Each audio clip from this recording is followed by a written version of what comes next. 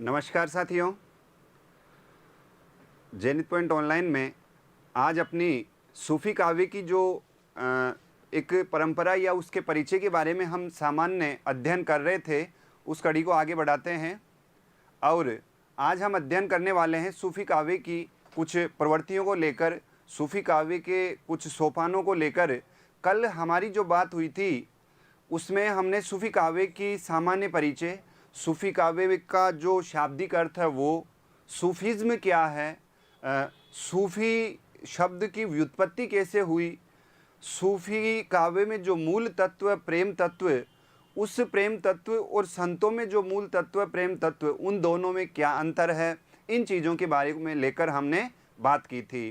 ठीक है, मीराजिता हमसे जुड़ चुकी है, शकुंतला, अजय नमस्कार, गुड आफ्टरनून। ठीक है, तो अब हम बात करेंगे आज उस कड़ी को आगे बढ़ाते हुए। देखिए, ये बात हमने कल की थी कि सूफ़ी काव्य जो है वो शाब्दिक अर्थ के बारे में हमारी बात इससे पिछली वाली क्लास में हो गई थी। और आज हम यहाँ बात करेंगे, इसमें ये बात हमने कर ली थी, सूफ़ी काव्य की प्रेमाश्रयी शाखा के जो नामदाता हैं वो कौन थे, शुक्ल थे, हमने कल बात की थी। और सूफ़ी काव्य ही नहीं, सूफ़ी काव्य के अलावा भक्ति काल को 4 भागों में बांटा गया है, उपभागों में, मूलतः 2 भागों में बांटा गया है, सगुण भक्ति धारा और निर्गुण भक्ति धारा। तो उनमें जो सगुण के 2 भाग हैं और निर्गुण के 2 भाग हैं, उनमें यदि श्रय लगा हुआ है, ज्ञानाश्रयी, प्रेमाश्रयी, ये इस तरह से अगर शब्द आते हैं तो वो आप शुक्ल करेंगे। और यदि काव्य धारा लगी हुई है तो आप कौन करेंगे, डॉक्टर राम कुमार वर्मा करेंगे। अगर रोमांसिक कथा काव्य परंपरा आपको सूफ़ी काव्य का नाम मिलता है तो इसमें मैंने पिछली क्लास में बताया था डॉक्टर गणपति चंद्र गुप्त का नाम यहाँ पर आता है, जिन्होंने आदिकालीन साहित्य का वर्गीकरण किया था। फिर हमारी यहाँ कुछ परिभाषाओं की बात हो गई थी। आगे हम चलते हैं इस कड़ी को आगे बढ़ाते हुए।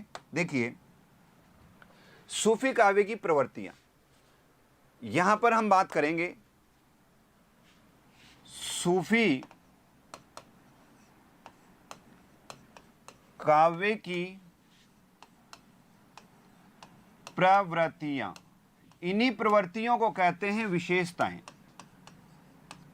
विशेषताएं, इन्हीं विशेषताओं को आप कह सकते हो तत्कालीन परिस्थितियां। क्या कह सकते हो, तत्कालीन परिस्थितियां। ठीक है,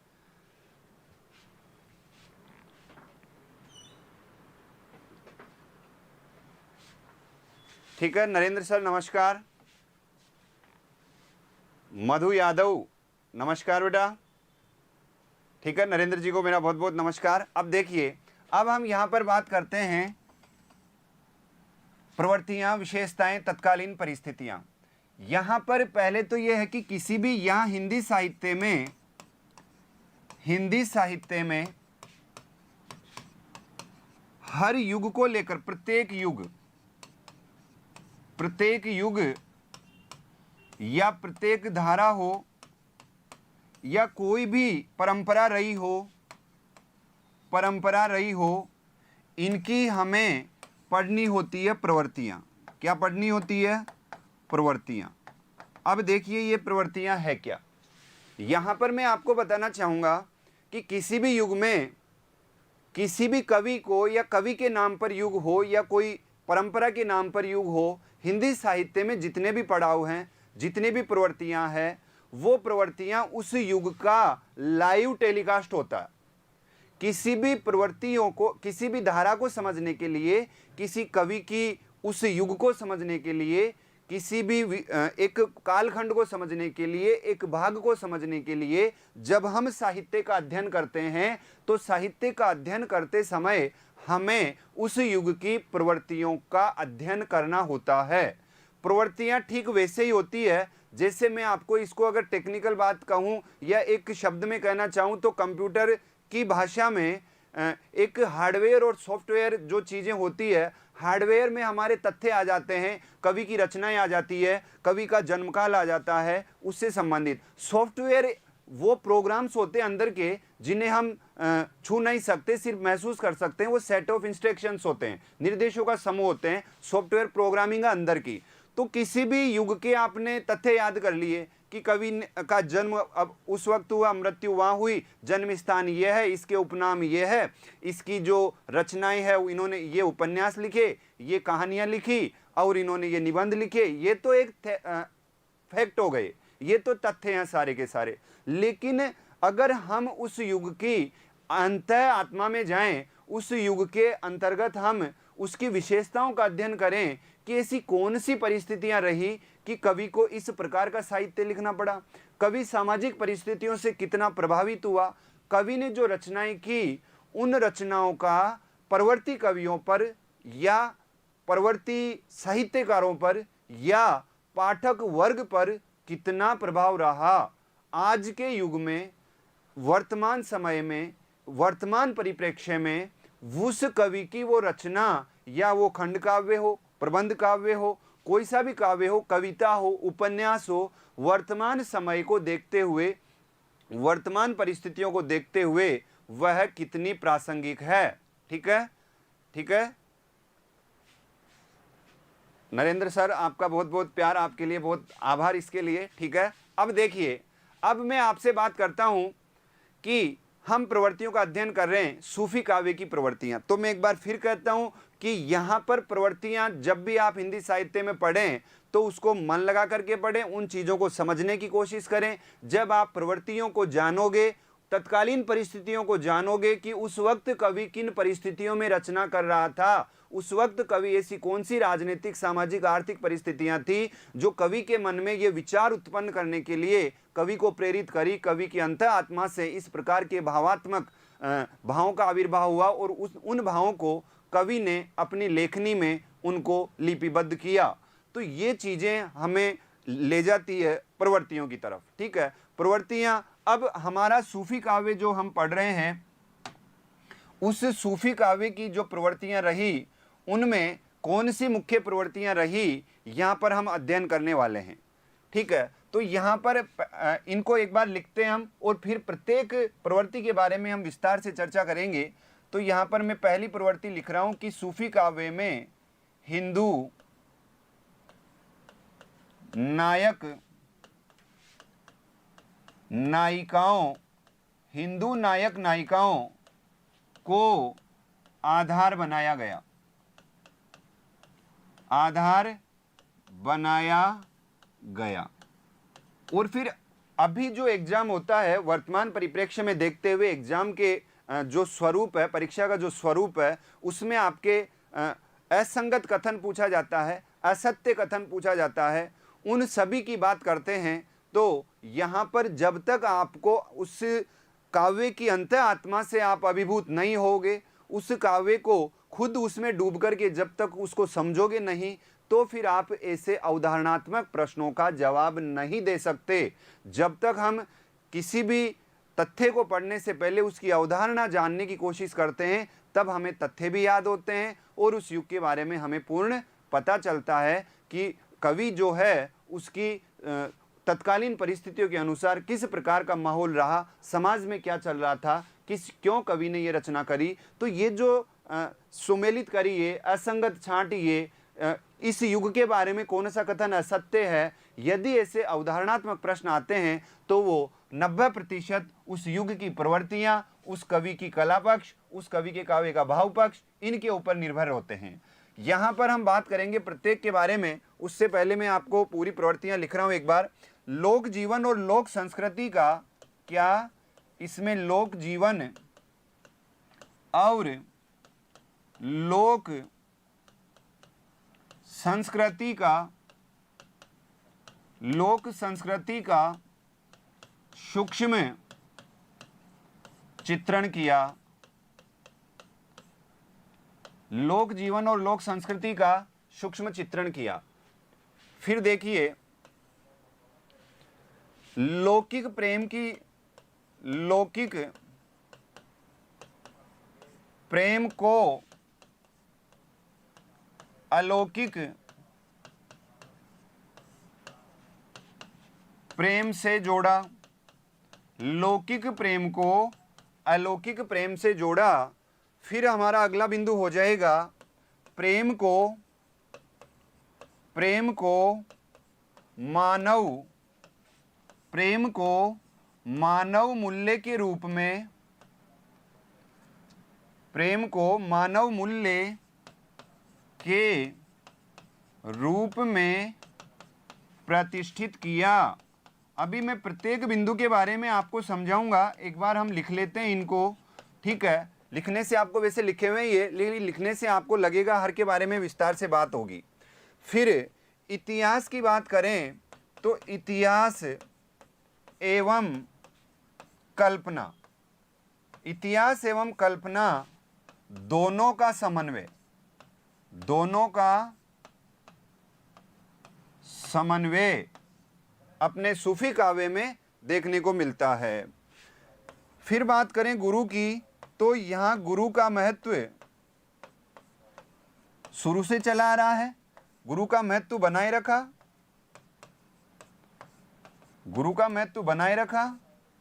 फिर बात करें हम, महत्वपूर्ण बिंदु आता है रहस्यवाद। सूफी काव्य में जो रहस्यवाद है, उसके बारे में हम बात करेंगे। आगे देखते हैं।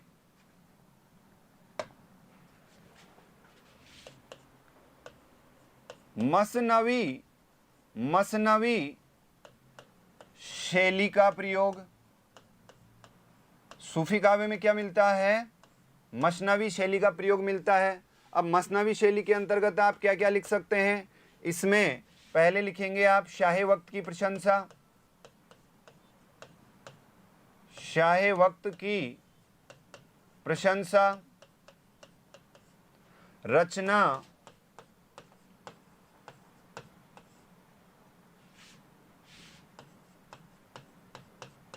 सर्गों में न होकर खंडों में की गई,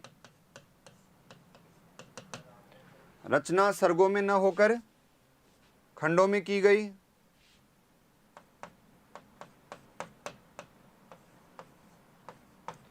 गुरु की वंदना करके आत्म परिचय दिया गया, ठीक है। और हम बात करने वाले हैं आगे, देखिए मसनवी शैली के बाद में भाषा की अगर बात करें कि भाषा कौन सी थी सूफी काव्य में, तो यहाँ पर ठेठ अवधि हम कह सकते हैं। ठेठ का मतलब ग्रामीण से लेंगे आप, बिल्कुल आम बोलचाल के शब्द, ठेठ अवधि, ठीक है। भाषा के बाद में हम बात करें तो हम कह सकते हैं कि इस युग में सूफी काव्य में जो काव्यों का नामकरण किया गया, काव्यों का नामकरण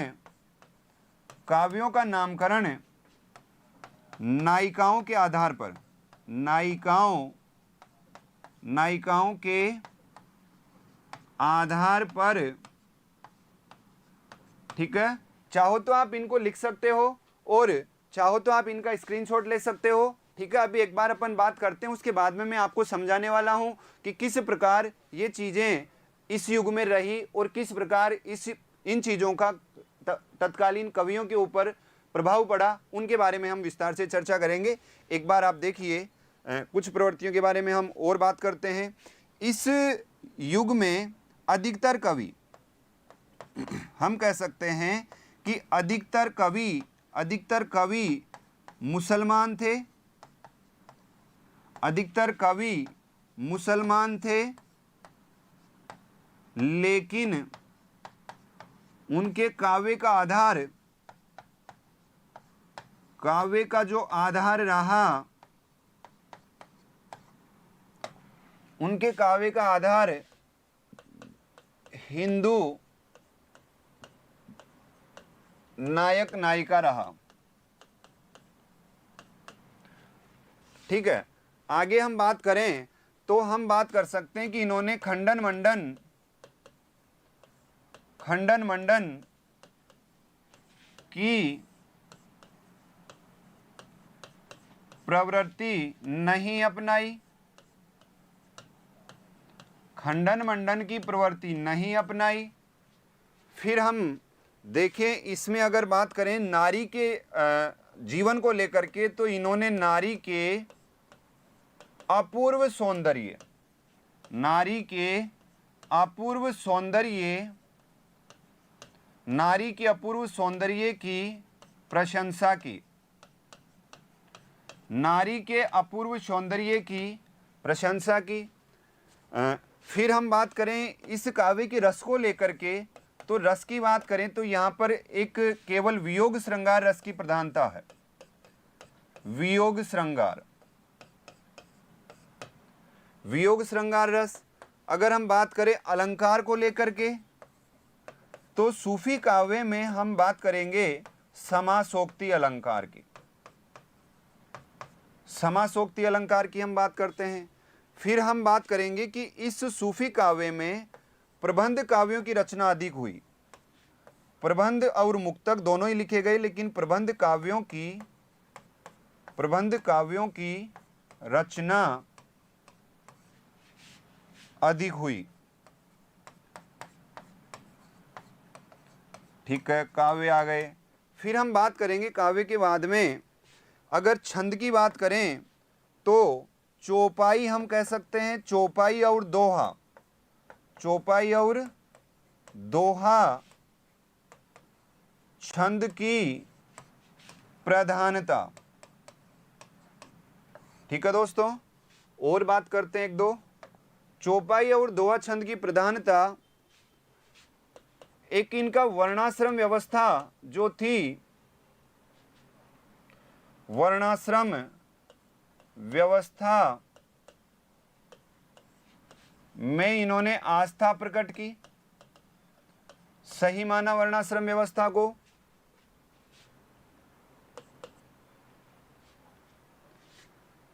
ठीक है, अब देखते हैं, हम बात करते हैं एक बार वापस।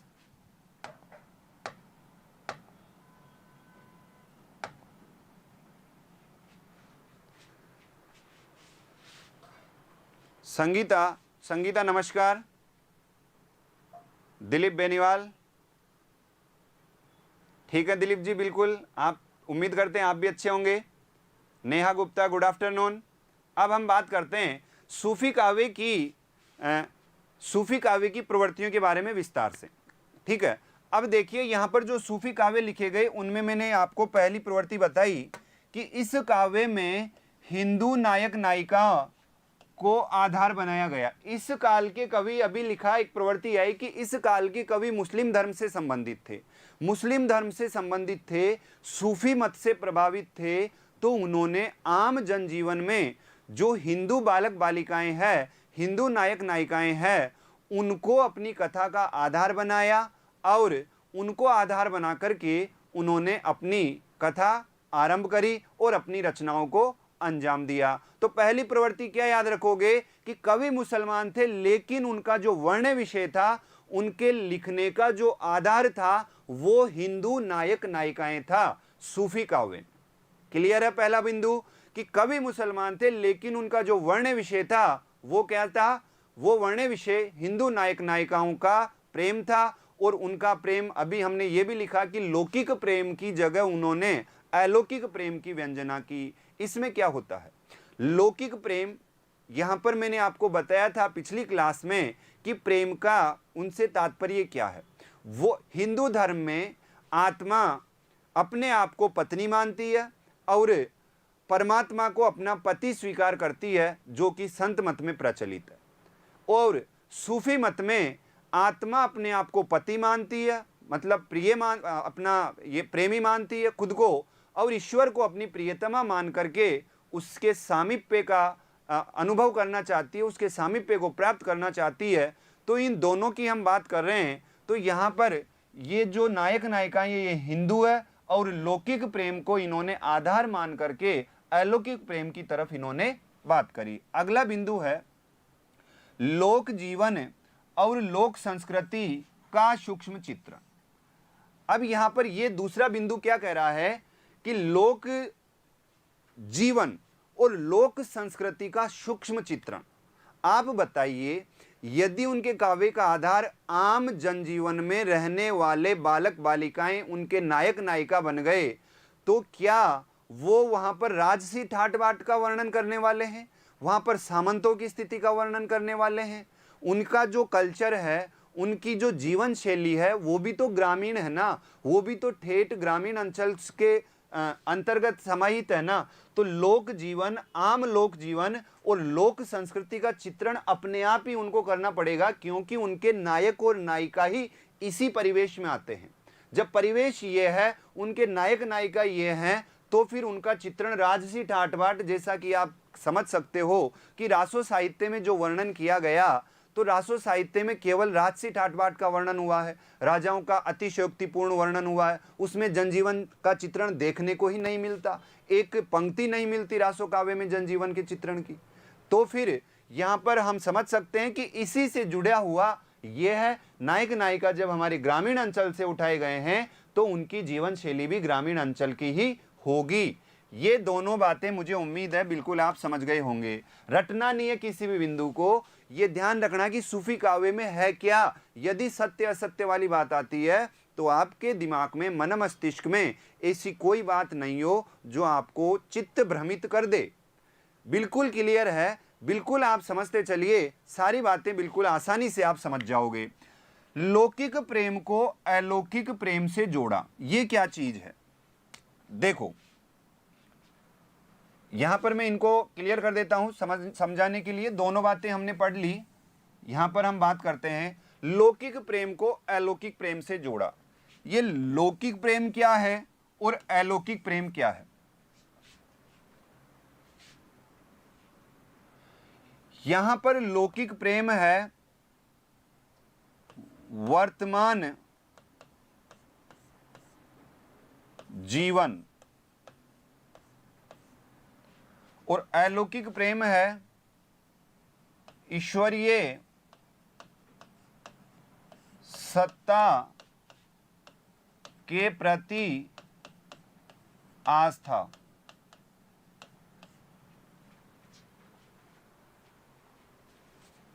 या हम इसे अगर इन्हीं की भाषा में कहें तो हम कह सकते हैं कि इश्क मजाजी, यहां मैं लिख देता हूं, इश्क ए मजाजी की ये बात करते हैं। इश्क मजाजी का मतलब है कि वर्तमान में ये जो नायक नायिका आपस में प्रेम करते हैं, जो इनके प्रेम का बिंदु है, विषय है, उसी को संदर्भ मानते हुए ये अपने प्रिय को परमात्मा और अपनी प्रियतमा को आत्मा मानते हुए लौकिक प्रेम की बात करते हैं। तो इसको इन्होंने नाम दिया इश्क ए हकीकी। क्या नाम दिया? इश्क ए हकीकी। तो हम इन्हीं की भाषा में, यदि सूफी भाषा की हम बात करें तो हम कह सकते हैं कि इश्क मजाजी को अनुभव करते हुए, इश्क मजाजी में जीते हुए इश्क हकीकी को प्राप्त करना इनका मुख्य लक्ष्य रहा। अर्थात लौकिक प्रेम को इन्होंने अंजाम दिया और उसका परिणाम इन्होंने क्या समझा कि हम ईश्वर की प्राप्ति के करीब हैं। जिस प्रकार हम एक दूसरे से प्रेम करते हैं, उसी प्रकार हम ईश्वर को प्राप्त करने की व्यंजना कर रहे हैं, ईश्वर को प्राप्त करने की कोशिश कर रहे हैं। तो हम कह सकते हैं कि इश्क मजाजी के द्वारा इन्होंने क्या प्राप्त करना चाहा? इश्क हकीकी प्राप्त करना चाहा। ईश्वरीय सत्ता के प्रति इन्होंने आस्था रखी, जबकि यहाँ पर लौकिक प्रेम और वर्तमान जीवन के प्रति आस्था रही। तो ये बिंदु क्लियर हो गया। यहाँ पर ये संत काव्य में भी है, लेकिन संत काव्य में इतना सा अलग है कि वहाँ पर जो इश्क हकीकी है या इश्क मजाजी है, उसका क्रम यही है, लेकिन उन्होंने अपने आप को स्त्री माना और परमात्मा को अपना प्रियतम माना संत काव्य में। ठीक है, ये इस बिंदु के बारे में हम समझ चुके। अब हम बात करेंगे अगले बिंदु के बारे में। प्रेम को मानव मूल्य के रूप में प्रतिष्ठित किया। अब यहाँ पर उन्होंने कहा कि प्रेम ही जीवन का आधार है। मानव मूल्य मतलब जीवन का, कह सकते हैं हम जीवन का आधार क्या है? प्रेम। प्रेम ही हमारे जीवन का आधार है। यदि मानवीय मूल्यों को हमें समाज में स्थापित रखना है, तो मानवीय मूल्यों को जीवंत बनाए रखने के लिए, मानव का महत्व बनाए रखने के लिए हमें प्रेम को महत्व देना ही होगा प्रेम के माध्यम से ही समाज चल रहा है, प्रेम के माध्यम से ही हम अपने जो ईश्वर हैं उनसे एकाकार कर सकते हैं। तो उन्होंने प्रेम को मानव मूल्य के रूप में क्या किया, प्रतिष्ठित किया। आगे देखिए, इतिहास एवं कल्पना का समन्वय किया। ये बिंदु कैसे क्लियर होगा? यहां पर हम बात करते हैं जायसी की। जायसी ने कौन सा ग्रंथ लिखा? जायसी ने लिखा पद्मावत, जिसके बारे में आपको मैं काफ़ी चीज़ें बताने वाला हूँ, बहुत अच्छे से क्लियर करवाने वाला हूँ। ठीक है, इनके बाद में हम ग्रंथों की बात करेंगे तो वहाँ पर हम इसके बारे में विस्तार से चर्चा करेंगे। जायसी ने पद्मावत लिखा और पद्मावत में कहा जाता है कि इसका जो 2 खंडों में प्रथम खंड है, प्रथम खंड में क्या है? विवाह तक बोल देता हूं मैं, विवाह तक। विवाह से पूर्व क्या हुआ? तो विवाह से पूर्व की बात है इसमें। विवाह जैसे ही होता है तो ये दूसरे खंड में आ जाता है, विवाह बाद, विवाहेत्तर कह सकते हैं हम इसको, विवाहेत्तर, विवाह के बाद में। तो ये कह सकते हैं कि विवाह तक तो ये कल्पना प्रसूत है। क्या है? कल्पना प्रसूत। इसकी जो भी स्टोरी रही, इसकी जो भी कहानी रही, पद्मावत के प्रथम खंड में जो बात है वो विवाह से पूर्व तक की है, और विवाह से पूर्व तक की जो बात है वो केवल कल्पना प्रसूत मानी गई है कि जायसी ने कल्पना करके ये सारी कहानी को अंजाम दिया है। और विवाह के बाद की जो कहानी है, विवाहेत्तर जो कहानी है, वो ऐतिहासिक मापदंडों पे खरी उतरती है। इतिहास के जो भी तथ्य मिलते हैं उनसे ये कहानी बिल्कुल सुमेलित होती है, इसलिए ये एक ऐतिहासिक बिंदु है। तो एक सूफी काव्य में एक प्रवृत्ति का समावेश हो गया कि सूफी कवियों ने कुछ तो अपनी कल्पना लगाई और कुछ अपनी कल्पना के साथ में ऐतिहासिक तथ्यों को जोड़ते हुए एक प्रेमाख्यान लिख दिया। तो यहाँ पर हमारी प्रवृत्ति बन गई कि उन्होंने कल्पना का भी समन्वय किया और इतिहास का भी समन्वय किया। आगे चलते हैं, देखिए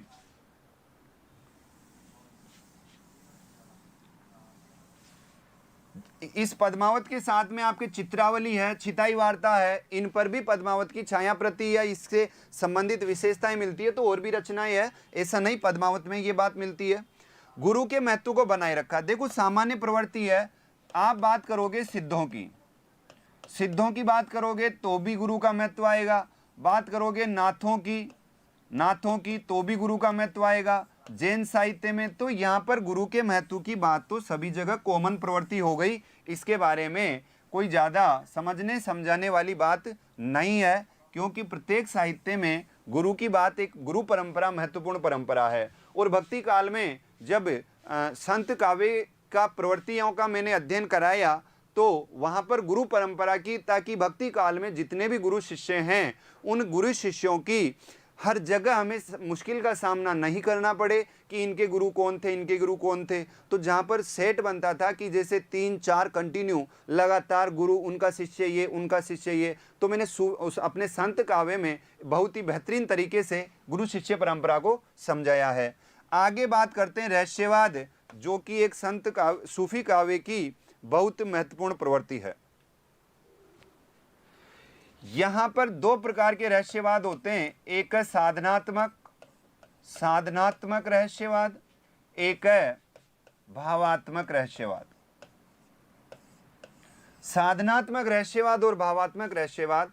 यदि साधनात्मक रहस्यवाद की बात करूं तो बालक बालिकाओं साधनात्मक रहस्यवाद में आएंगे कबीर और भावात्मक रहस्यवाद में आएंगे जायसी। अब रहस्यवाद क्या है? इसकी मैं बात करूं तो यहां पर बात करते हैं कि अज्ञात सत्ता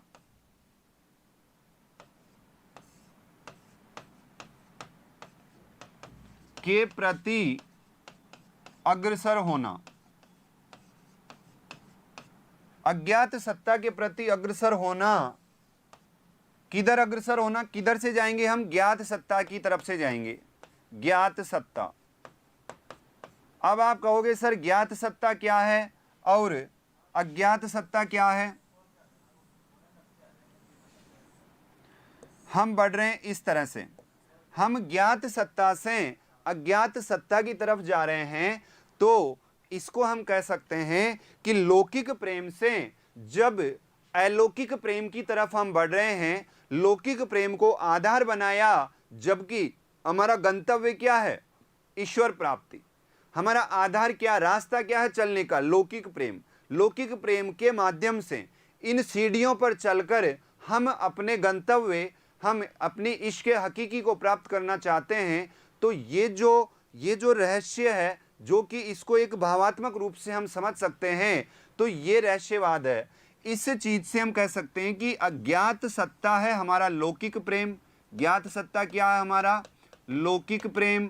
और लौकिक प्रेम ज्ञात सत्ता के माध्यम से हम अज्ञात सत्ता क्या है? हमारा अलौकिक प्रेम। अज्ञात सत्ता हमारा अलौकिक प्रेम है। तो अलौकिक प्रेम की तरफ हम जाना चाहते हैं। तो ये जो उनके काव्य में ये भावना पाई जाती है, उनके काव्य में ये कबीर का साधनात्मक है, ये थोड़ा अलग है। इसमें एक साधना के अनुभूति के तहत कबीर के रहस्यवाद और जायसी के रहस्यवाद में ये अगर शाब्दिक अर्थ देखें तो साधनात्मक और भावात्मक मूल अंतर है कि जायसी का रहस्यवाद भावात्मक रहस्यवाद है, जबकि कबीर का रहस्यवाद साधनात्मक रहस्यवाद है। अगर हम इसको और दूसरी भाषा में समझें, मुझे उम्मीद है ये समझ में आ गया होगा, लेकिन अगर फिर भी ये समझ में नहीं आया, प्रेमा चौधरी गुड आफ्टरनून, किशन सिंह राम राम सा, कांता शर्मा गुड आफ्टरनून। ठीक है, मुझे उम्मीद है आप समझ रहे होंगे। अभी मैं आपसे बात करने वाला हूं, आपसे मैं बिल्कुल आपके ज्ञान को जांचने वाला हूं कि आप कितना ध्यान से पढ़ रहे हैं, कितने तरीके से पढ़ रहे हैं। और अभी नहीं, इसी क्लास में नहीं, घर पे पिछले लॉकडाउन में 3 महीने से 3.5 महीने होने को आए, आप क्या करें उन सभी का पता लगने वाला है जब मैं यहाँ पर आपसे कुछ प्रश्न करूँगा कि हिंदी साहित्य के विद्यार्थी होने के नाते आप कितने सतर्क हैं, कितने जिज्ञासु हैं और अपने कर्तव्य के प्रति कितने ईमानदार रहे, उसका पता लगने वाला है। तैयार रहिए एकदम। यहाँ पर मैं आपको इसको अगर दूसरी भाषा में समझाना चाहूँ, मुझे उम्मीद है ये बात आपके समझ में आई होगी कि जब हम लौकिक बात को अलौकिक बात से जोड़ते हैं, अगर हम ज्ञात सत्ता को अज्ञात सत्ता से जोड़ते हैं, हमारे काव्य में वो इशारे, वो प्रवृत्तियाँ या वो भावना पाई जाती है कि हम अपनी बात को वहाँ जोड़ना चाहते हैं, वही रहस्यवाद है। चलो दूसरी बात दूसरे तरीके से समझते हैं। ठीक है, मुझे उम्मीद है ये आपके समझ में आया होगा, लेकिन फिर ये नहीं आया तो हम इसको दूसरे तरीके से और समझ लेते हैं। देखिए, इसमें हम कह सकते हैं कि वियोग जन्य, देखिए मैं आपको अब समझा रहा हूं पारिभाषिक शब्दावली में। ये तो बिल्कुल अपना तरीका था कि बात क्या है, अब मैं आपको साहित्य की भाषा में समझा रहा हूं। साहित्य की भाषा में रहस्यवाद क्या है? वियोग जन्य, वियोग जन्य, और एक होता है संयोग जन्य। वियोग जन्य, संयोग जन्य। वियोग में क्या जन्म होगा? वियोग में जन्म होगा दुख का। वियोग जन्य दुख और संयोग जन्य सुख। ये बात मूल बात है कि वियोग जन्य दुख और संयोग जन्य सुख, इन दोनों को अनुभव करके, इन दोनों का हम क्या करेंगे? अनुभव करेंगे। इन दोनों की हमें अनुभूति होगी। इन दोनों की हमें क्या होगी? अनुभूति होगी। ये दोनों हमें महसूस होंगे।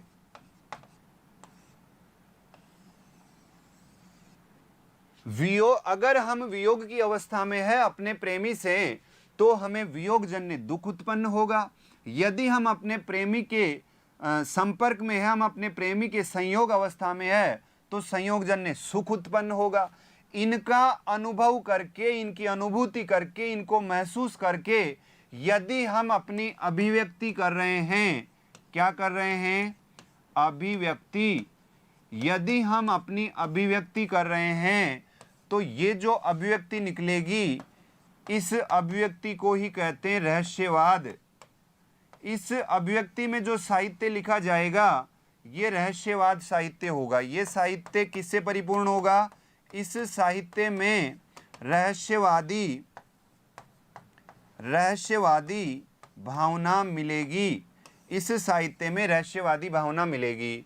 तो अब आप समझ गए कि जब वियोग जन्य दुख और संयोग जन्य सुख का अनुभव करके यदि हम अभिव्यक्ति कर रहे हैं तो हमें रहस्यवाद प्राप्त होगा। और इस साहित्य को, इस प्रकार के साहित्य को ही क्या कहा गया? रहस्यवादी साहित्य। और जो अपने जायसी हैं उनमें ये प्रवृत्ति भरपूर मिलती है और रहस्यवादी भावना मिलती है, वो भी कैसी? भावात्मक, न कि साधनात्मक। यदि साधनात्मक शब्द आता है तो हम संतों की तरफ चलते हैं।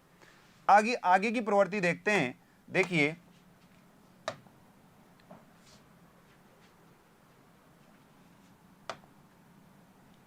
मसनवी शैली का प्रयोग। ये मसनवी शैली क्या है?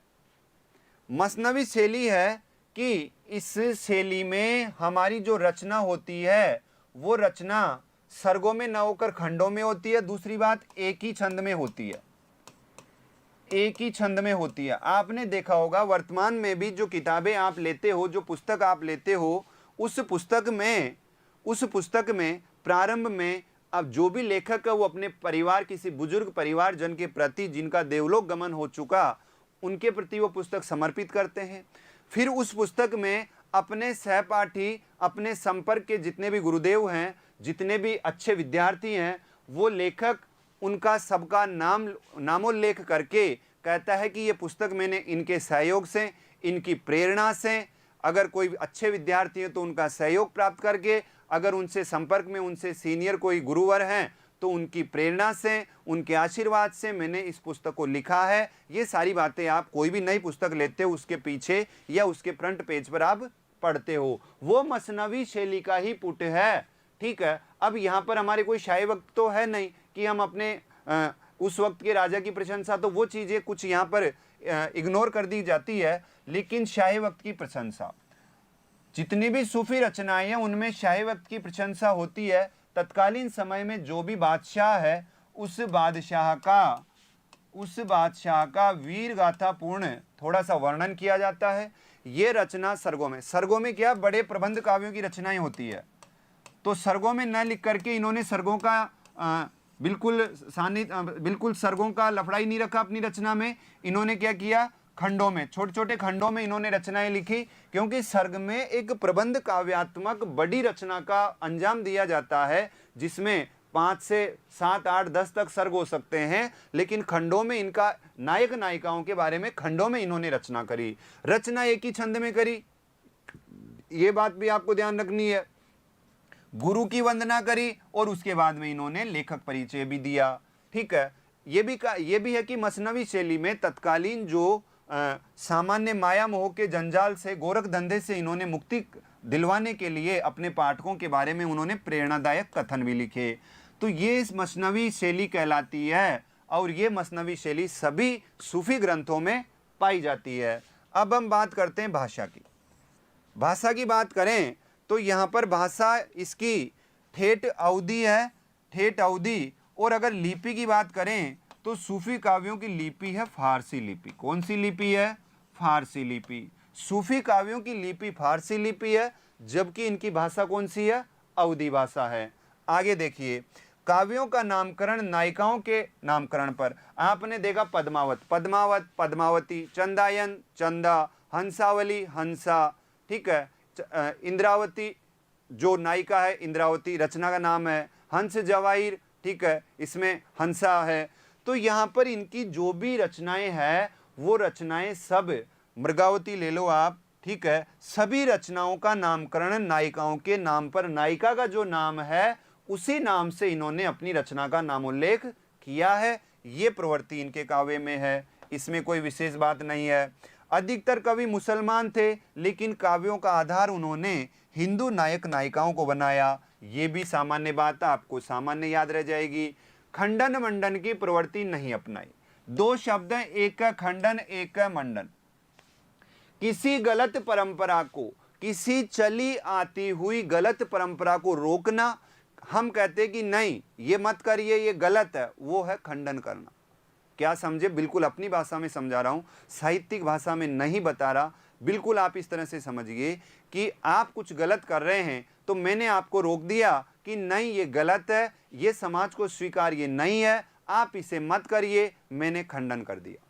लेकिन आप कहोगे सर फिर हम क्या करें, हम फ्री तो बैठ नहीं सकते, हम तो कुछ ना कुछ करेंगे। तो आपकी एनर्जी को सही दिशा में मोड़ करके उसका मार्गांतरीकरण करना, वो दूसरा रास्ता आपको बताना जिसका आपको पता नहीं था, वो आप कह सकते हैं मंडन। खंडन मतलब रोकना, मंडन मतलब दूसरी तरफ उसका मार्गांतरीकरण करना। तो खंडन मंडन की प्रवृत्ति संतों में भरपूर पाई जाती है, सूफियों में खंडन मंडन का कोई जगह नहीं है। सूफी केवल प्रेम तत्व को ही महत्व देते थे। समाज को सुधारना, उपदेश देना या फिर संतों संबंधी कार्य सूफियों ने नहीं किए। तो खंडन मंडन की प्रवृत्ति जो सूफी काव्य की एक महत्वपूर्ण प्रवृत्ति है, वो संतों की एक महत्वपूर्ण प्रवृत्ति है, वो सूफी काव्य के अंतर्गत नहीं अपनाई गई। तो ये चीज आप विशेष ध्यान रखें। नारी के अपूर्व शौर्य की प्रशंसा सूफी काव्य में आपको पता है कि इन्होंने ईश्वर को क्या माना है? नारी। और अपने आप को क्या माना है? खुद आत्मा अपने आप को मानती है पति और ईश्वर को मानती है पत्नी। तो ये पत्नी की तरफ, प्रेमिका की तरफ, प्रियतमा की तरफ चाह रखते हैं। तो इन्होंने नारी को ज्यादा सम्मान दिया। जबकि संतों में, मैंने आपको बार बार कह रहा हूं कि संतों में खुद को आत्मा जो है अपने आप को पत्नी मानते हुए अपने प्रियतम को प्राप्त करना चाहती है। तो वहां दोनों में ये विरोधाभास है, ये दोनों का अंतर है कि इन्होंने नारी के शौर्य को समझते हुए, नारी को महत्व देते हुए, इन्होंने उस जगह भी ईश्वरीय सत्ता के रूप में नारी को स्वीकार किया और अपने काव्यों में भी इन्होंने नारी के सौंदर्य और नारी की वीरता की प्रशंसा की। तो ये नारी के सम्मान के लिए महत्वपूर्ण काव्य है। अब बात करते हैं हम रस की, कि जो सूफी काव्य है उन सूफी काव्यों में कौन सा रस है। चलो सूफी काव्यों की नहीं, मैं बात करता हूं आपसे राम काव्य की, मैं बात करता हूं आपसे कृष्ण काव्य की, मैं बात करता हूं आपसे संत काव्य की। बताइए आप। और सूफी काव्य तो यहां पर लेता हूं मैं सबके अंत में। अब रस बता दीजिए मुझे, कौन से काव्य में कौन सा। यदि आपसे पूछा जाए कि यहां पर इनके मुख्य रसों का वर्णन करिए कि कौन कौन से रस इन काव्यों में है, तो आपका जवाब क्या होगा? क्या आप बता पाएंगे? यदि इनका जवाब आपको आता है तो बिल्कुल सही है, नहीं आता तो समझिए, समझने की कोशिश करिए और वास्तव में क्या है उसको आत्मार्पित करिए। राम काव्य में हम बात करें तो सबसे पहले वहां है वात्सल्य रस। वात्सल्य हम कृष्ण काव्य में लेते हैं, राम काव्य में हम लेते हैं श्रृंगार रस, श्रृंगार रस और शांत रस। राम काव्य में हम लेते हैं श्रृंगार रस, शांत रस, ठीक है। और प्रसंगानुकूल वीर रस का भी प्रयोग है। कृष्ण काव्य में हम लेते हैं वात्सल्य रस, मूल रूप से श्रृंगार रस और भक्ति रस, ठीक है। भक्ति रस राम काव्य में भी ले सकते हैं हम, भक्ति रस यहां भी है। संत काव्य में हम लेते हैं श्रृंगार रस, केवल श्रृंगार रस।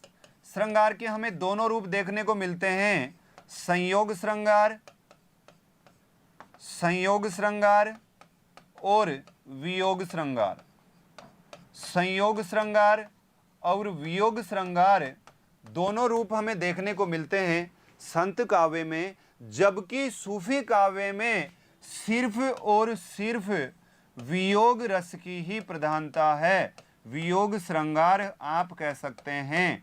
सूफी काव्य में केवल वियोग श्रृंगार रस है। तो यहाँ पर हमने इन प्रवृत्तियों का, भक्ति काल की जो 4 मुख्य प्रवृत्तियां हैं उनके बारे में अध्ययन किया।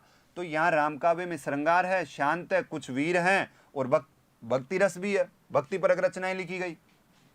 कृष्ण काव्य में वात्सल्य एक मुख्य रस है, श्रृंगार रस है और भक्ति रस भी है। संत काव्य की बात करें तो संत काव्य में संयोग श्रृंगार भी मिलेगा आपको, वियोग श्रृंगार भी मिलेगा। जबकि सिर्फ एकमात्र रस है वियोग श्रृंगार, केवल सूफी काव्य में, ठीक है। तो यहाँ पर हम बात करते हैं रस के बारे में, तो ये चीज़ आपके समझ में आई होगी। इसीलिए रस के साथ मैंने यहाँ पर कौन सा रस लिखा है? वियोग श्रृंगार। आत्मा परमात्मा के विरह की ही बात करते हैं। अब बात करते हैं हम अलंकार के बारे में, ठीक है। अब एक बार मुझे ये इतना तो बता दीजिए कि मैंने आपको प्रवृत्तियां समझाई, आपके समझ में आ रही है या फिर मैं पढ़ाई जा रहा हूं आपको, ठीक है। अभी तक आपने कोई जवाब नहीं दिया। जो भी देख रहे हैं एक बार मुझे जवाब दीजिए कि मैं जो आपको प्रवृत्तियां बता रहा हूं, समझा रहा हूं, क्या वो आप समझ रहे हो या सिर्फ देख रहे हो? कुछ नहीं, केवल हाँ चलो ठीक है पढ़ ही लेते हैं, यदि ये बात है, या फिर ढंग से समझ में आ रही है। पहले बताया कि किसी भी चीज को पढ़ने के लिए तथ्यात्मक जानकारी से पहले हमें उसकी मूल प्रवृत्तियां बहुत ज्यादा अच्छी ढंग से, अच्छी तरह से समझना जरूरी है। तो क्या आप समझ रहे हैं क्या जो मैं चीजें बता रहा हूं? समझ में यदि आपके आ रहा है तो जल्दी से मुझे जवाब दीजिए, और नहीं आ रहा तो बताइए कि क्या सारे हैं आप, क्या समझ में नहीं आ रहा। आगे मैं बराबर लगातार रहता हूं। अलंकार की बात करते हैं। अलंकार है समासोक्ति। समासोक्ति अलंकार की बात करें तो दोस्तों ये दो शब्दों से मिलकर के बना है समास धन उक्ति। फिर समास दो शब्दों में टूट गया, समधन आस। और मैंने आपको बताया था कि लिखने की दो शैलियां होती है। लिखने की दो शैलियां होती है, ये मैंने समास के बिंदु में बताया था। एक तो होती है व्यास शैली, एक होती है व्यास शैली और एक होती है समास शैली।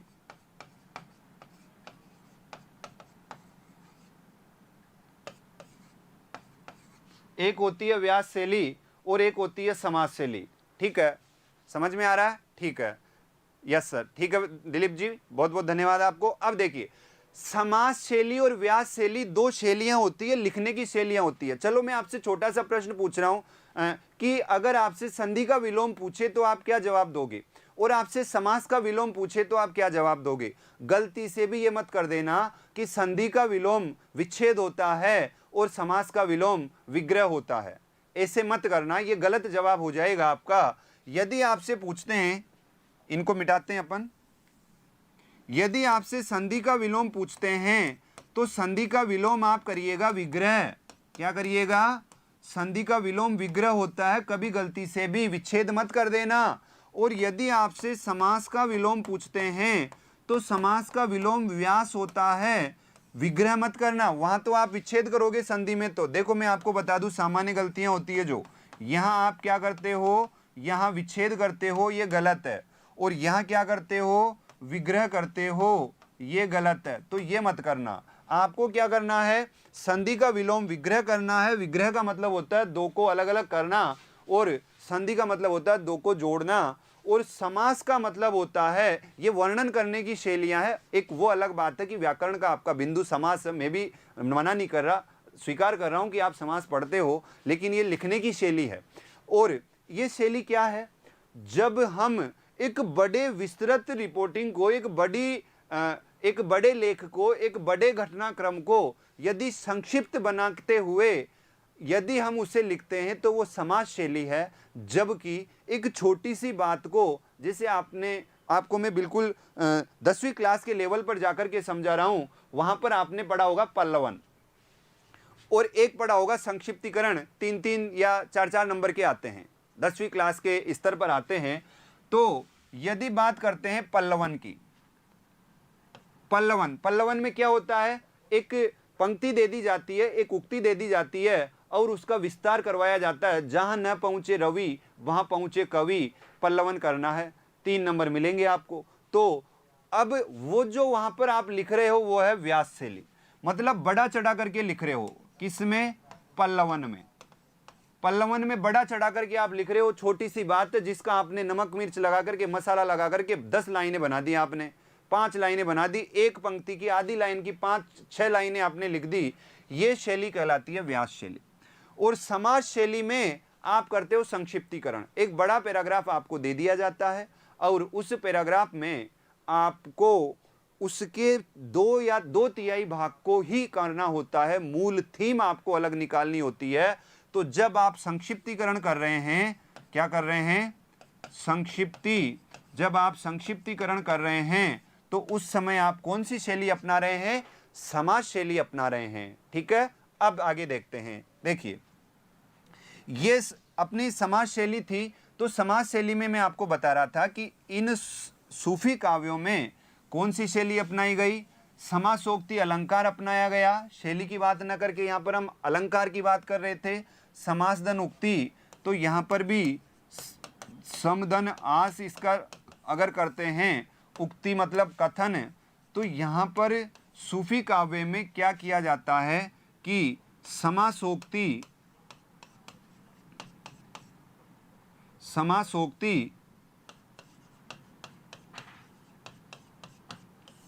अलंकार होता है। उसमें क्या होता है? उसमें किसी बात को जो है उसको संक्षिप्त करके लिखा जाता है। तो इस शैली का इसमें बहुतायत मात्रा से वर्णन किया गया, तो इसलिए यहाँ कहते हैं कि इसमें कौन सी अलंकार की प्रधानता है? समासोक्ति अलंकार की। प्रबंध काव्यों की रचना, इसमें प्रबंध काव्यों की रचना अधिक हुई। ये जो सूफी साहित्य है, इसमें मुक्तक न लिखे जाकर के नायक नायिकाओं का एक प्रबंध काव्य लिखा गया। प्रबंध में आप ये ना समझें कि एक बहुत बड़ा विस्तृत जैसे रामचरितमानस है वो प्रबंध काव्य है। तो यह प्रबंध का मतलब क्रमबद्ध रूप से जब हम काव्य पढ़ेंगे तब हम बात करते हैं, वो एक अलग विषय है कि काव्य किस प्रकार, काव्यों का वर्गीकरण किया गया, काव्यों का स्वरूप क्या होता है, वो भी लेंगे हम अगली क्लास में लेंगे कि काव्य क्या है, वो भी मैं आपको बताऊंगा। तो यहाँ पर एक उदाहरण दे रहा हूँ कि राम भक्ति काव्य में एक रचना है रामलला नैच्छू। रामलला नैच्छू में मात्र 20 छंद है। कितने छंद हैं? केवल ही 20 छंद हैं रामलला नैच्छू में। जो विवाह के जो गीत गाए जाते हैं, उनमें गाली गीत जो होते हैं, उनके संदर्भ में ये ग्रंथ लिखा गया है। ये एक प्रबंध काव्य की श्रेणी में आता है। ये प्रबंध काव्य की श्रेणी में आता है। तो प्रबंध काव्य का मतलब ये नहीं कि उसमें नायक नायिका के संपूर्ण जीवन से एक बहुत बड़ी घटनाक्रम लेकर के बहुत विस्तृत, बहुत सारे पन्नों का एक बड़ा महाकाव्य हमने लिख दिया, वही प्रबंध काव्य है। किसी भी रचना को वर्णन करने के प्रबंधात्मक तरीके से एक के बाद एक दूसरा छंद जोड़ते हुए जिनका पूर्वापर संबंध स्थापित होता है, वो प्रबंध काव्य होता है। तो ये भी प्रबंध काव्य है। चौपाई और दोहा छंद की प्रधानता, यहां पर जब आप बात करेंगे कि सूफी काव्य में कौन कौन से छंदों की प्रधानता है, चौपाई और दोहा छंद की। वर्णाश्रम व्यवस्था में आस्था, देखिए ये अगर आप संतों के संदर्भ में समझें तो संतों ने क्या किया?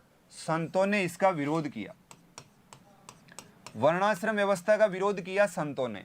संतों ने कहा कि समाज में कोई वर्ण नहीं होना चाहिए, समाज में कर्मों के हिसाब से उसको प्राथमिकता दी जानी चाहिए। लेकिन यहाँ पर जो वर्णाश्रम व्यवस्था है, सूफियों ने इस वर्णाश्रम व्यवस्था में क्या प्रकट की? आस्था प्रकट की।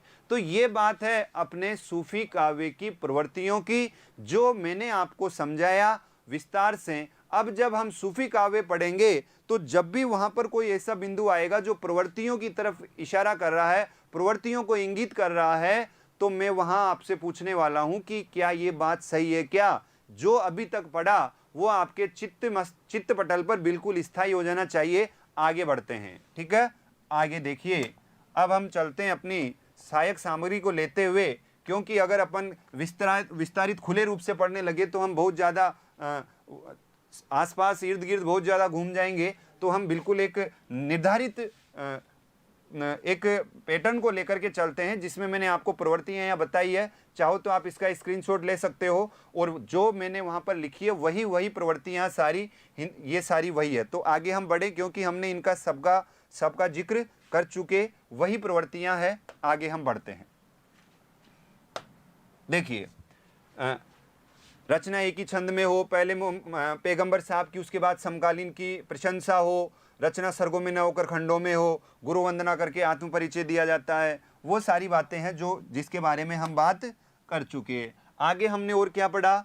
हमने ये सारी चीज़ें पढ़ ली। अपूर्व सौंदर्य, वर्णाश्रम व्यवस्था में आस्था, रस एकमात्र श्रृंगार रस, अलंकार समासोक्ति सूफी कवियों का प्रिय अलंकार रहा है। लौकिक प्रेम के माध्यम से अलौकिक प्रेम की व्यंजना की है। चले आगे, क्योंकि इन सब के बारे में हमने विस्तार से चर्चा कर ली। आगे बढ़ते हैं। आगे देखिए, मसनवी शैली की विशेषताएं। चलो यहाँ पर बात आती है आपकी, अब जवाब देना आपको। अब जवाब दीजिए, मेरा आपसे प्रश्न है, मसनवी शैली की विशेषता नहीं है, मसनवी शैली की विशेषता नहीं है। अभी अभी आपने पढ़ा कि कौन सी विशेषता मसनवी शैली की नहीं है, तो रचना सर्गों में न होकर खंडों में हो, क्या यह विशेषता है या नहीं है? इसमें गुरु की वंदना करके आत्म परिचय दिया जाता है, क्या यह विशेषता है मसनवी शैली की? इश्के हकीकी द्वारा इश्के मजाजी सिद्ध करना, क्या यह विशेषता है? आत्मा पुरुष और परमात्मा स्त्री का रूपक, क्या यह विशेषता है मसनवी शैली की? बताइए इसमें क्या गलत है? जवाब के इंतजार में हूं, जवाब दीजिए। पहले प्रश्न में कौन सा जवाब आएगा? गौर करिए हर चीज पर।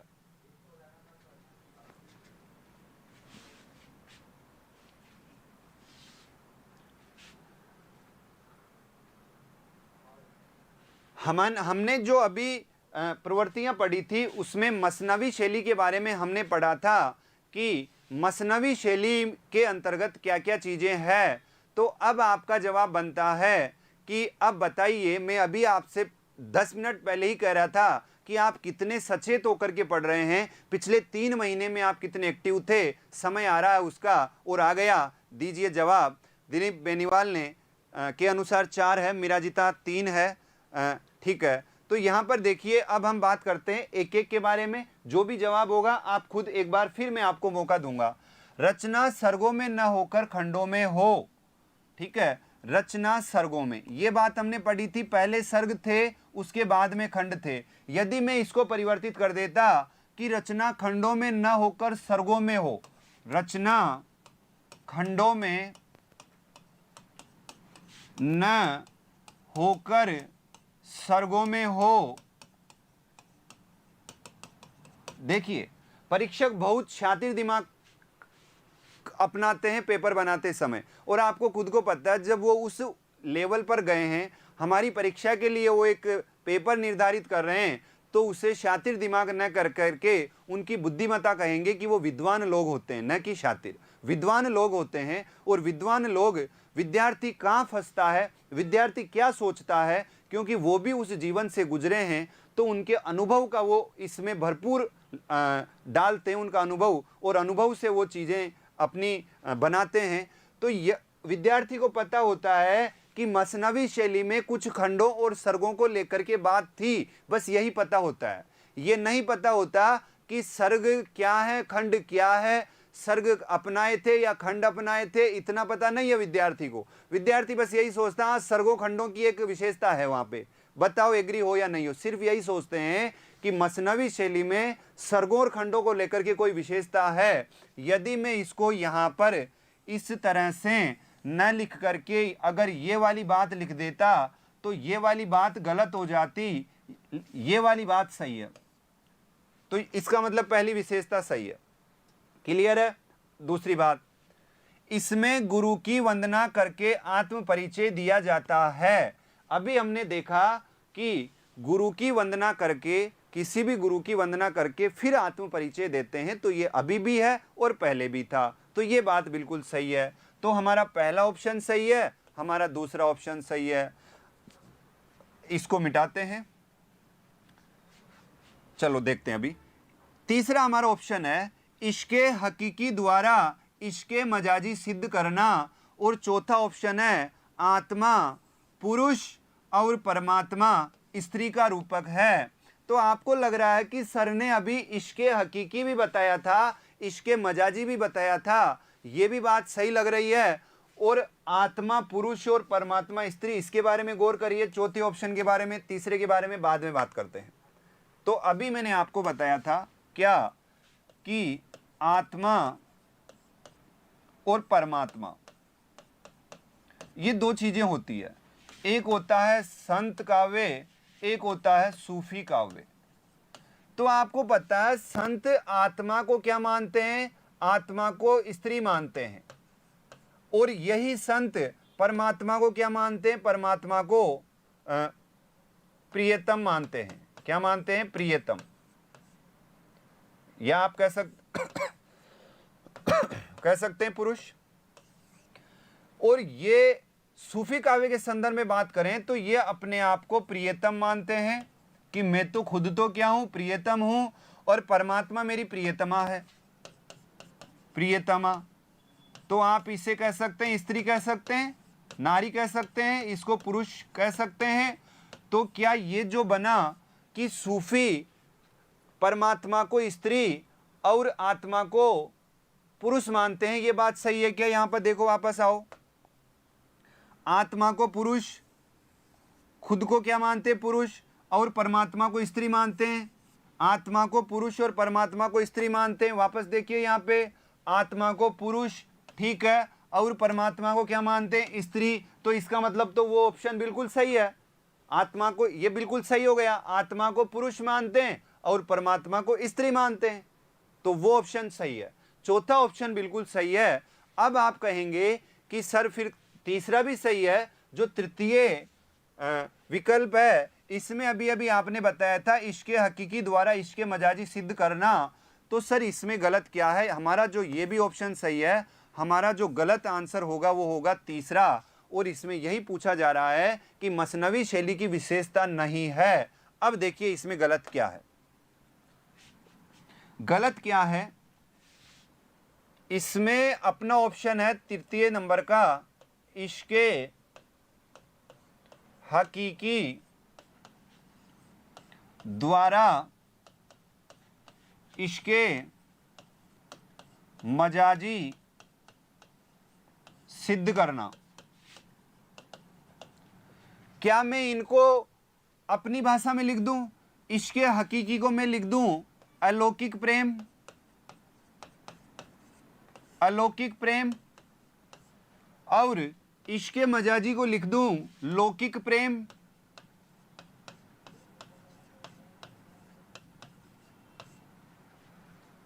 ये मैंने इनके अपनी हिंदी की भाषा में अपन कहें लौकिक प्रेम और इसको कहें अलौकिक प्रेम, तो इनका क्या ये जो क्रम बन रहा है, ये क्रम सही है या फिर गलत है? इस पर विचार करें, इस पर विचार करें बालक बालिकाओं, इस पर विचार करें, इस पर विचार करें कि ये जो अलौकिक प्रेम के माध्यम से लौकिक प्रेम की तरफ जा रहे हैं, क्या ये जो क्रम दिया गया है ये क्रम सही है क्या? बताइए।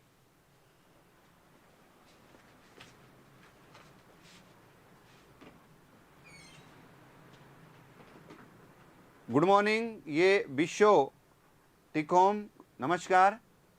इश्क़े मजाजी मिराजिता ने लिखा है इश्क़े मजाजी द्वारा इश्क़े हकीकी सिद्ध करना। हाँ, पहले मजाजी आएगा, पहले मजाजी आएगा, क्योंकि इश्क़े मजाजी का मतलब होता है लौकिक प्रेम और इश्क़े हकीकी का मतलब होता है अलौकिक प्रेम। तो हमारा क्रम क्या है इस चीज़ का कि हम प्रेम तो इस पृथ्वी जगत पर कर रहे हैं, इस लौकिक जीवन में कर रहे हैं, तो लौकिक प्रेम को हमने अपनाया, लेकिन हमारी भावना क्या है कि जिस प्रकार हम अपनी प्रियतमा की तरफ अग्रसर हो रहे हैं, उसके विरह में हम संताप झेल रहे हैं, तो उस प्रियतमा को हम पाना चाहते हैं, उस प्रियतमा की तरह वहाँ पर ईश्वर को पाना चाह रहे हैं, हमारी आत्मिक भावना वहाँ है। तो पहली बात आती है लौकिक प्रेम के माध्यम से अलौकिक प्रेम की तरफ व्यंजना करना, जबकि इसमें विपरीत ऑप्शन लिख दिया, विपरीत क्रम दे दिया, क्रम बदल दिया, क्रम भंग करके लिख दिया कि इश्क़े हकीकी नहीं, इसमें आएगा इश्क़े मजाजी। इश्क़े मजाजी के द्वारा हम जा रहे हैं इश्क़े हकीकी की तरफ। बताइए, क्लियर हो गया? उल्टा है, हाँ बिल्कुल उल्टा है। तो यहाँ पर मैं आपसे यही कहना चाह रहा हूँ कि जो परीक्षक हैं वो हमसे बड़े हैं, हमसे सीनियर हैं और वो हमारी परीक्षा लेते हैं, तो आपको पता है वो संपूर्ण प्रभुत्व संपन्न है, वो पूरे सब्जेक्ट के मालिक हैं, तो उनको पता होता है किधर विद्यार्थी घूम सकता है, क्या उसको याद है। बस विद्यार्थी को ये याद है कि हाँ इश्क़ हकीकी और इश्क़ मजाजी एक ऑप्शन है, बस यही पता है। तो क्या से क्या हो सकता है, जैसे मैंने पहले ऑप्शन के बारे में बताया था कि वहाँ भी रचना खंडों में न होकर सर्गों में हो। अब ये ऑप्शन बदल देता तो विद्यार्थी के दिमाग में कभी नहीं आएगा कि यहाँ पर ये क्रम भंग वाली बात आ गई। बस उसको पता है कि सर्ग और खंड वाली कोई बात होती है, बस उसको यही पता है। तो थोड़ा पढ़ें तो उसका अवलोकन करें, चीज़ों को समझते हुए पढ़ें, हर बारीक से बारीक चीज़ को समझना है। क्यों समझना है? क्योंकि आप विषय को पढ़ नहीं रहे, इस विषय को जी रहे हैं, इस विषय में आप अपनी आत्मसिद्धि करना चाहते हैं, इस विषय को अपनी आजीविका का साधन बनाना चाहते हैं, इस विषय पर आप समाज में अपनी पहचान बनाना चाहते हैं। तो इतना आसान नहीं है कि एक बार रीडिंग लगाई और पास हो गई, नौकरी लग गई। नौकरी लगने से कोई मतलब नहीं है, विषय पे दक्षता हासिल करना एक आपका लक्ष्य होना चाहिए। अब देखिए आगे हम बात करते हैं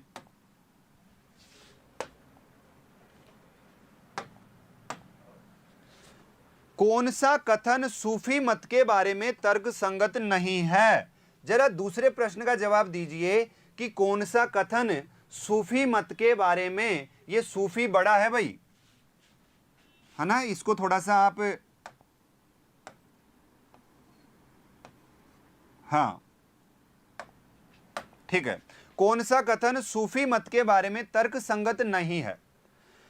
अब सूफी काव्य आपने पढ़ा, मैंने सूफी काव्य की प्रवृत्तियां बताई, सूफी काव्य का सामान्य परिचय दिया, उसी में से मैंने विकल्प चुने हैं। जवाब दीजिए आप। सूफी कवियों के प्रेमाख्यान में सांप्रदायिकता की बू आती है। तुलना करी थी हमने जैन प्रेमाख्यान कवियों की और सूफी प्रेमाख्यान कवियों की, जो इससे पहले वाली क्लास थी उसमें देखिएगा आप। उसमें इश्के मजाजी द्वारा इश्के हकीकी को सिद्ध करना, क्या ये बात सही है? अब तो सही लग रही है, अब तो सही लग रही है आपको ये बात कि इश्के मजाजी द्वारा इश्के हकीकी सिद्ध करना। क्रम देख लीजिए, बिल्कुल सही है, क्रम सही है, तो ऑप्शन भी सही है। ये बात होती है सूफी काव्य में, होती है सूफी काव्य में ये बात। आगे चलिए, भावात्मक रहस्यवाद की प्रधानता, बिल्कुल जायसी में भावात्मक रहस्यवाद है, बिल्कुल है जायसी में भावात्मक रहस्यवाद। ध्वन्यात्मकता, बिंब धर्मिता, रागात्मकता काव्य में परिलक्षित होती है। ये आपके बिंब है, जिसमें आपके ज्ञानेंद्रियों से संबंधित जो भी काव्य होता है, श्रवण बिंब, घ्राणेंद्रिय बिंब, ठीक है, तो ये बिंब धर्मिता इनके काव्य में है, ध्वन्यात्मकता इनके काव्य में है, और रागात्मकता काव्य में परिलक्षित होती है। तो ये सारी चीजें इनके काव्य में मिलती है।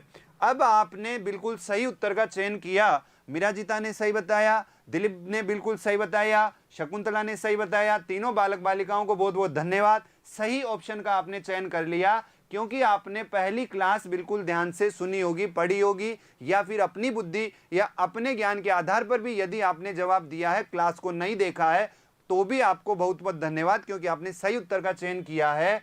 सूफी काव्य के प्रेमाख्यान में सांप्रदायिकता की बू नहीं आती, वहां सांप्रदायिकता को कोई जगह नहीं है। सूफी काव्य ऐसा काव्य है जो मुस्लिम, कट्टर मुस्लिम धर्मावलंबी हैं, उनसे अलग है। उनका काव्य का मूल तत्व प्रेम है, उनको सांप्रदायिकता से कोई मतलब, कोई लेना देना नहीं है। यदि ये पंक्ति हम रखें तो हम कह सकते हैं जैन साहित्य के बारे में, अपभ्रंश साहित्य के बारे में, कि जो जैन साहित्य है उसमें सांप्रदायिकता झलकती है, सूफी काव्य में सांप्रदायिकता नहीं झलकती। तो बिल्कुल आपने जवाब दिया। आगे चलते हैं, देखिए, धन्यवाद आपको। आगे हम बढ़ते हैं, इसी कड़ी में आगे हम अपनी बात को बढ़ाते हैं। अब इसमें आपको यहाँ पे देखिए, सूफी काव्य के अंतर्गत एक छोटा सा बिंदु आता है संप्रदाय को लेकर के। यदि आपसे सूफी आंदोलन पूछा जाए, क्या पूछा जाए? सूफी आंदोलन यदि आप पढ़ रहे हैं, हिस्ट्री सब्जेक्ट में पढ़ रहे हैं, तो आपको वहां पर चिश्ती संप्रदाय के अनुयायी कौन से हैं, चिश्ती संप्रदाय की स्थापना कैसे हुई, चिश्ती संप्रदाय के सिद्धांत क्या क्या हैं, चिश्ती संप्रदाय को भारत में लाने का श्रेय किसको मिला, कब यह स्थापित हुआ, क्या क्या इसके सामने समस्याएं आई, उनका शिष्य परंपरा क्या रही, शिष्यों ने कौन से ग्रंथ लिखे, उन ग्रंथों से या उन शिष्यों के जीवन में कौन से ऐसे काम थे जिनसे समाज प्रभावित हुआ। तो ये सारी चीजें हम पढ़ते हैं सूफी आंदोलन में।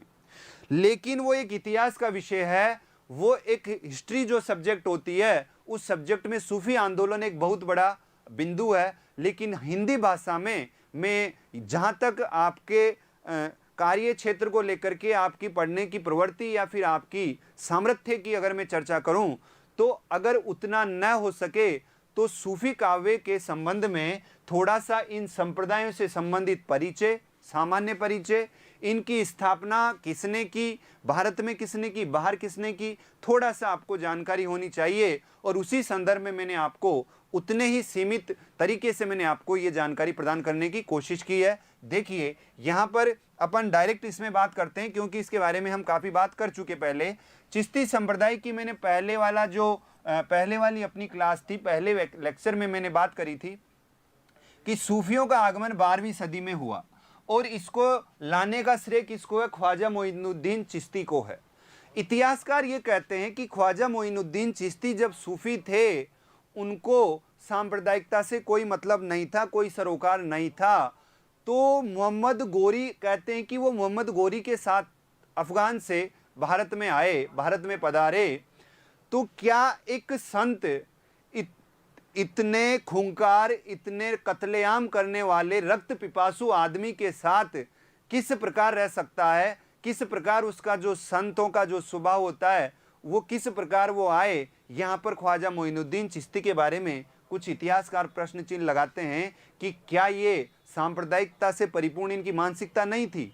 जो इतने रक्त पिपासु, इतने खूंखार और मानवीयता के दुश्मन के साथ वो आए और उनके साथ में उनके संबंध रहे, क्या ये संत थे?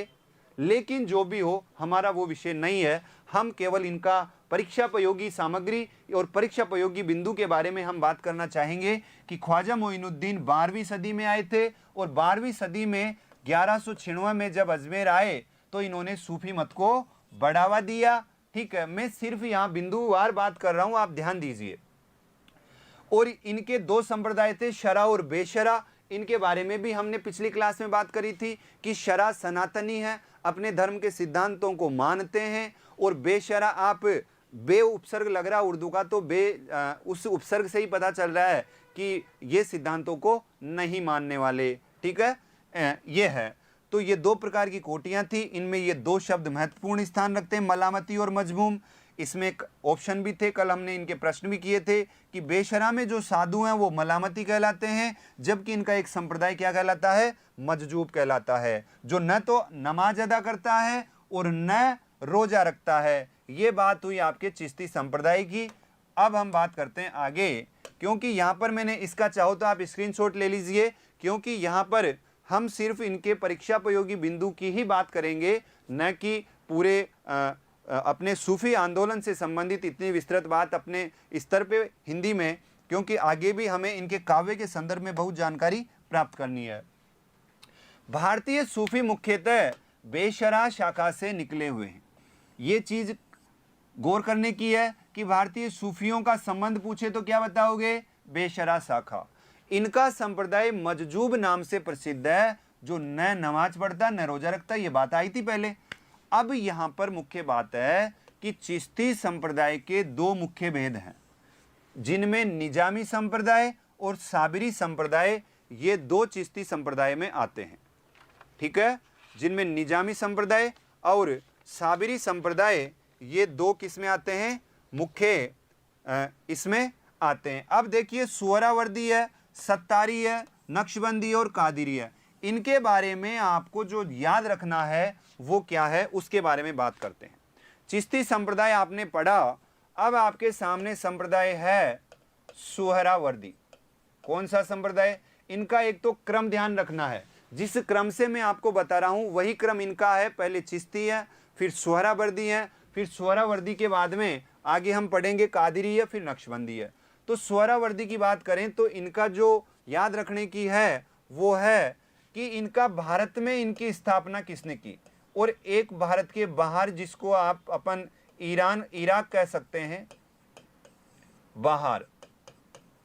ये दो, इन दो नामों को आपको विशेष ध्यान रखना है कि भारत में स्थापना किसने की और भारत के बाहर स्थापना किसने की। तो भारत में इसकी स्थापना करने वाले हैं बहाउद्दीन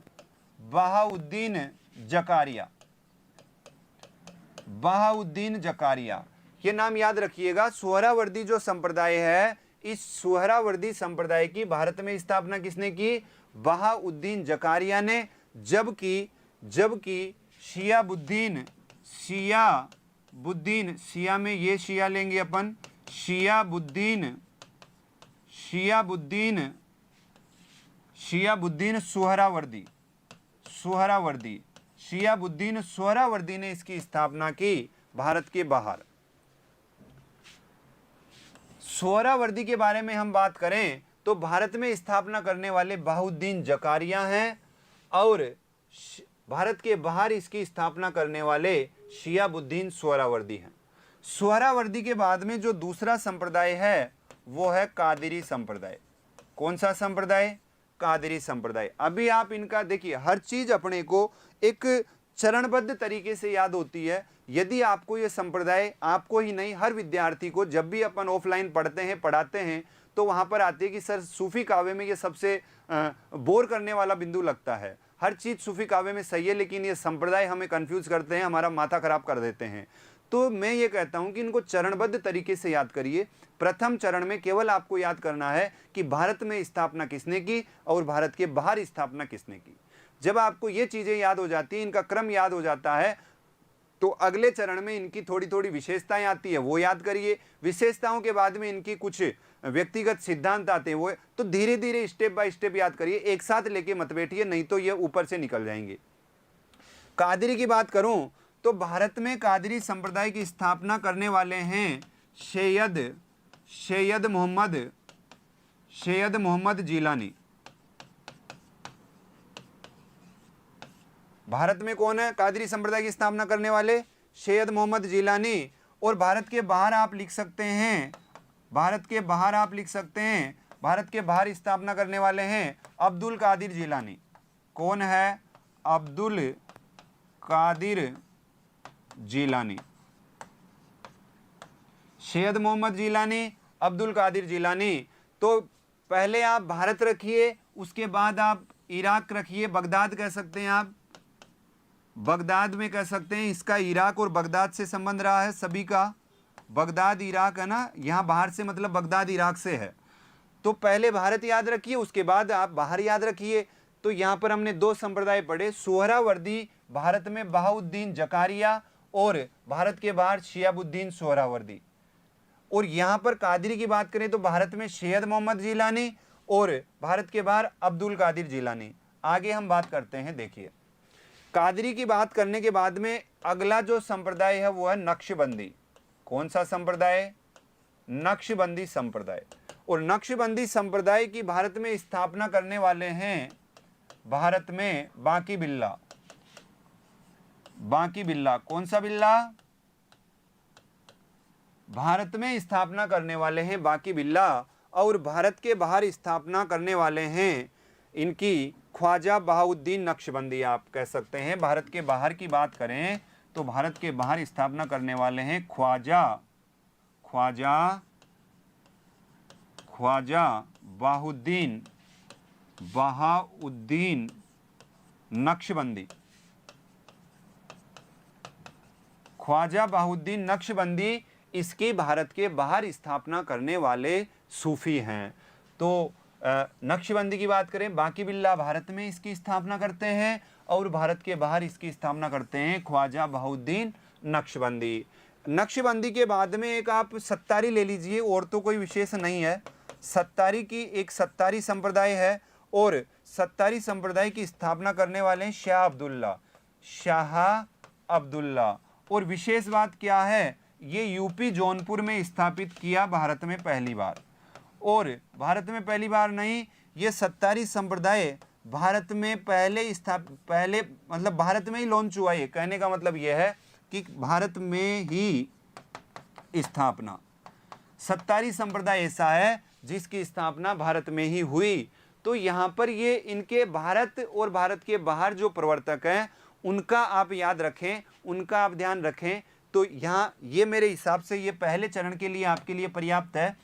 अब हम बात करते हैं बिंदुवार।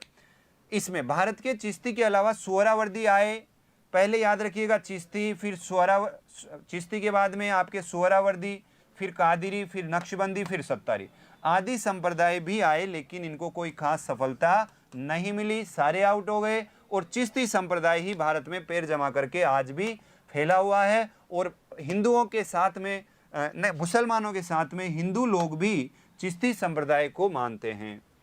देखिए, कादरी संप्रदाय की मैं बात करूं, अभी अपन ने बात करी थी भारत में सैयद मोहम्मद जिलानी, और भारत के बाहर बगदाद में अब्दुल कादिर जिलानी आए थे, नहीं आए थे? सैयद मोहम्मद जिलानी, अब्दुल कादिर जिलानी, ये दोनों आप इससे क्रम से याद करिए। इस संप्रदाय के प्रमुख संत मियां मीर हैं। कौन है? मियां मीर हैं, जिन्होंने स्वर्ण मंदिर अमृतसर की नींव रखी थी। कौन से संप्रदाय में? कादरी संप्रदाय के प्रमुख संत मियां मीर हैं, जिन्होंने स्वर्ण मंदिर अमृतसर की नींव रखी। वो थे मियां मीर। किस संप्रदाय से संबंधित थे? कादरी संप्रदाय से संबंधित। यह सिलसिला उदारवाद तथा हिंदू मुस्लिम एकता को बढ़ावा देने वाला है। ये बात विशेष है, आप याद रखिएगा कि कादरी संप्रदाय एक ऐसा संप्रदाय है जो हिंदू मुस्लिम एकता को बढ़ावा देने वाला संप्रदाय है। और इस संप्रदाय के ही एक संत हुआ करते थे मियां मीर, जिन्होंने अमृतसर स्वर्ण मंदिर की नींव रखी थी। कादरी संप्रदाय की भारत में स्थापना करने वाले सैयद मोहम्मद जिलानी है, जबकि बगदाद में स्थापना करने वाले अब्दुल कादिर जिलानी है। ठीक है, आगे हम बात करते हैं, आगे बढ़ते हैं। देखिए, नक्शबंदी संप्रदाय। नक्शबंदी संप्रदाय में स्थापना की बात करें तो भारत में बांकी बिल्ला और भारत के बाहर बगदाद में ख्वाजा बहाउद्दीन नक्शबंदी, इन दोनों ने इसकी स्थापना करी। अब देखिए क्या है, ये अकबर की उदार नीतियों का विरोध किया। अकबर ने सर्वधर्म सबके लिए एक सर्वधर्म संबंधी जो धर्म का आयोजन किया, जिसमें सभी धर्मों के लोग थे। ठीक है, तो वहां पर अकबर की जो ये उदारवादी नीति थी, इसका इन्होंने विरोध किया। और कट्टर मुसलमान, ये यहां पर इसको पूरा कर लो, इसको सको। और कट्टर मुसलमान तथा धर्मांध थे। ये जो नक्शबंदी हैं, ये कट्टर मुसलमान थे तथा धर्मांध थे और कुरान हदीस के नियमों का पालन करते थे, पक्के अनुयायी थे। तो इसलिए हम बात करें कि नक्शबंदी संप्रदाय, जिसका कि क्रम 4 है, तो यहाँ पर हम बात कर रहे हैं इसके जो नियम थे वो बिल्कुल पक्के थे। ये लोग धर्मांध थे और नीतियों का विरोध कर रहे थे, उदारवादी नीतियों का विरोध कर रहे थे। तो ये आपके 4 संप्रदाय हो गए। 4 संप्रदाय कौन से हुए? आपके चिश्ती संप्रदाय। चिश्ती संप्रदाय के बाद में कौन सा? सोहरावर्दी। सोहरावर्दी के बाद में कौन सा? कादिरी। और कादिरी के बाद में कौन सा? नक्शबंदी, है ना। तो यदि इनका क्रम पूछ ले कि क्रम के अनुसार यह संप्रदाय बताइए, तो यही क्रम होगा जो बिल्कुल सही होगा।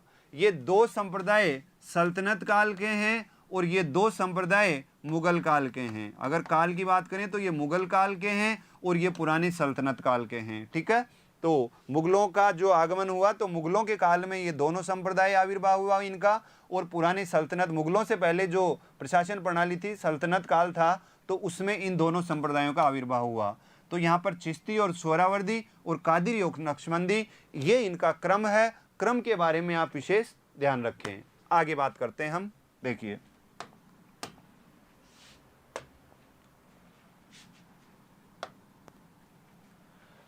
ये 2 छोटी छोटी चीजें हो रहा है। सत्तारी संप्रदाय में आपको कुछ ध्यान नहीं रखना। सत्तारी संप्रदाय में स्थापना इसकी शाह अब्दुल्ला ने जौनपुर यूपी में की थी। आपसे पूछ ले कि सूफी काव्य में वह संप्रदाय बताइए जिसकी स्थापना भारत में ही हुई, तो एकमात्र संप्रदाय है कौन सा? सत्तारी संप्रदाय। फिरदौसी संप्रदाय सैफुद्दीन बखरजी हैं, सामान्य नाम याद रखिएगा। सूफी सिलसिलों का सही क्रम है, जवाब दीजिए। सूफी सिलसिलों का सही क्रम है। क्या आप जवाब दे सकते हैं? जवाब दीजिए फटाफट फुर्ती से। जो अभी तक हमने सूफी सिलसिले पढ़े, उन सूफी सिलसिलों का सही क्रम कौन सा है? हमने इनके प्रवर्तक पढ़े, हमने प्रवर्तकों के साथ में इनके भारत में इनकी स्थापना किसने की और भारत के बाहर इनकी स्थापना किसने की, इनकी हमने बात करी।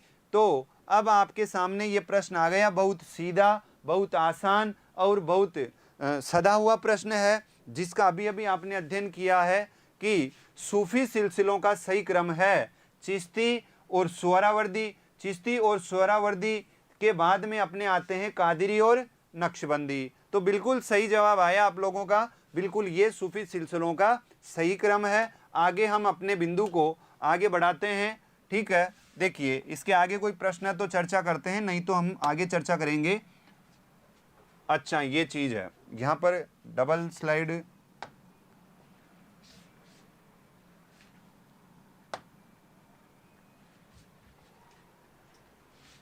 चलो ठीक है। अब देखो यहाँ पर बात आती है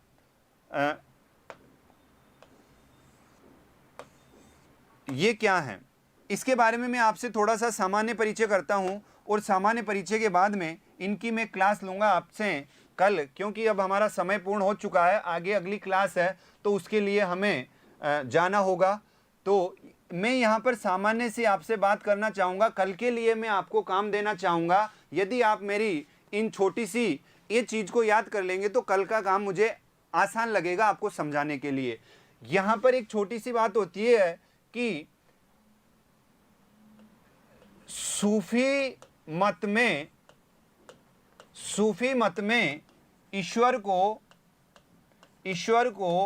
हक कहा जाता है। क्या कहा जाता है? हक कहा जाता है। और हक तक पहुंचने के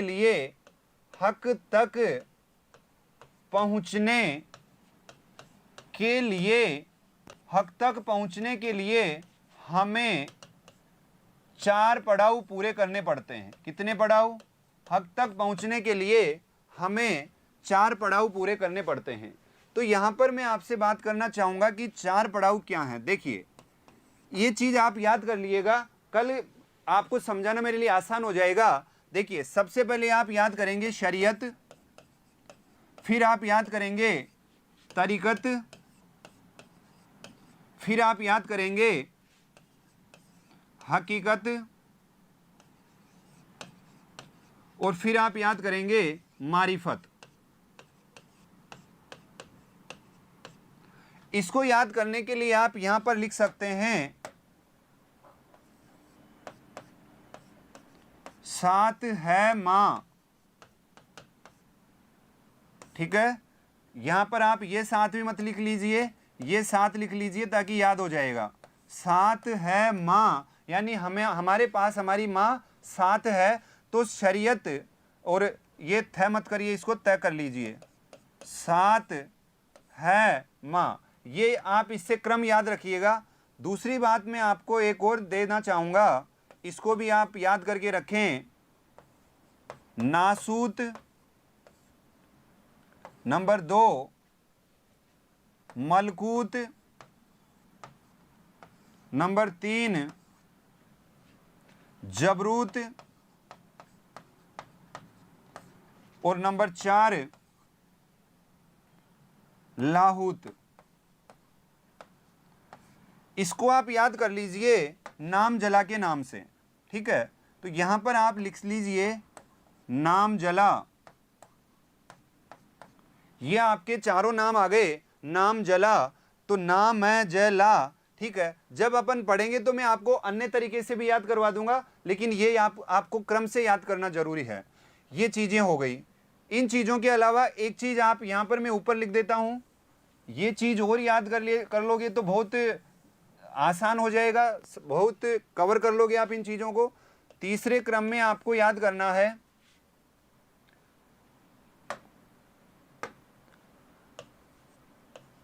कर्मकांड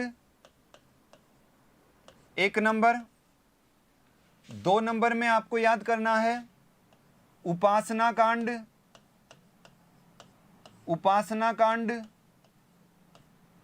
3 नंबर में आपको याद करना है ज्ञान